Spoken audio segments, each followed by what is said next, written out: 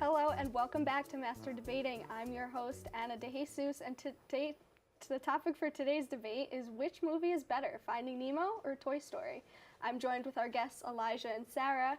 Elijah is the founder of the Fish Are Friends fan club, was the first person in the state of Wisconsin to purchase a ticket for the Finding Nemo sequel, Finding Dory, and has traveled all the way to Sydney, Australia in an attempt to find P. Sherman at 42 Wallaby Way.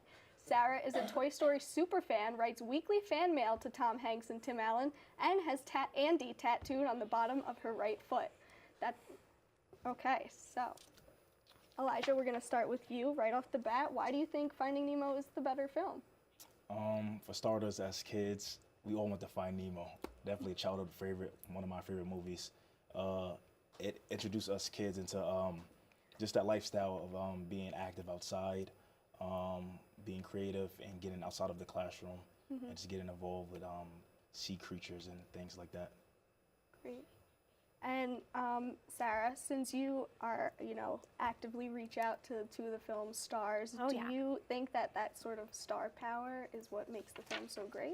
I definitely think it helps with the film having Tom Hanks and Tim Allen on. Really helps the film a lot because it helps the parents relate to the film as well, since they know the actors, since Tom Hanks was in Forrest Gump, and then you have Tim Allen as Santa Claus. But I really think the idea of the toys coming to life is what makes the movie, because who wouldn't want their toys as a kid to come to life? You get to talk to your toys, and it's always just kind of like a fun idea that your toys come to life and that they're kind of moving around your room and they have opinions on you and they love you so much, kind of like a dog.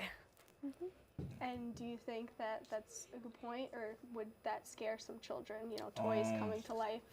That's definitely scary, toys coming to life. We all know Chucky, yeah, obviously. Moving on. Finding Nemo had famous actors like Ellen. Everyone loves Ellen, my idol, and the Hollywood community. Who remembers the turtle from Finding Nemo?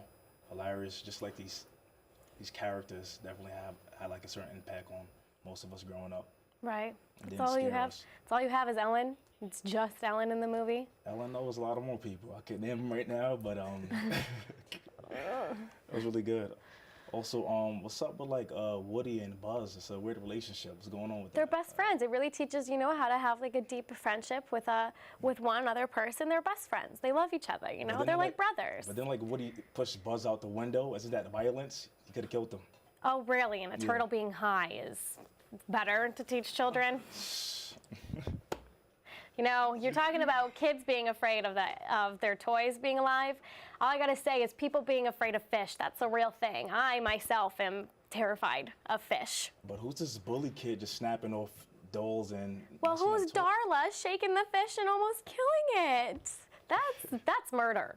That right there is straight murder. But this is real life though, and it definitely shows children to stay active, and it teaches families to be in their children's life, So do you think Finding Nemo is more relatable?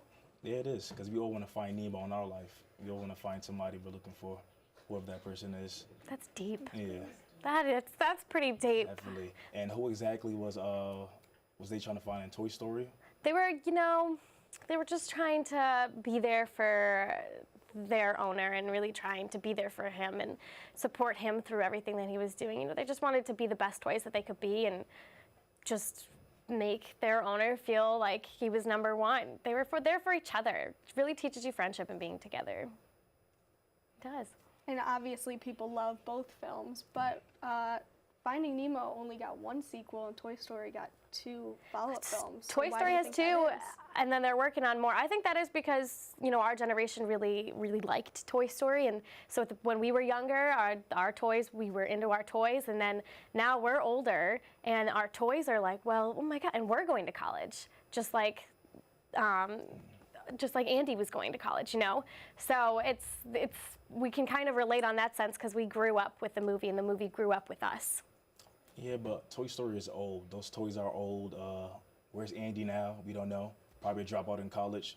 Well, actually, he has a family. Nemo is always going to be somewhere that we always go to the sea and see. We all know Nemo when we see him, and it's definitely like relatable, you know, just to having that relationship from that movie. But Andy, there is Toy Story 4 coming out, and Andy has a family, and the kids are playing with his old toys, which, you know, I'd love for my future children to play with my old toys too. I think that's really cute. It could be a crossover, like, I don't know, Nemo and Toy Story, but maybe Andy might kill Nemo. I don't know if that would be a good idea. I wouldn't mind it. Like I said, I don't like fish. I don't mind. Well, do you think that Finding Nemo does deserve another movie, or should we leave it with the two?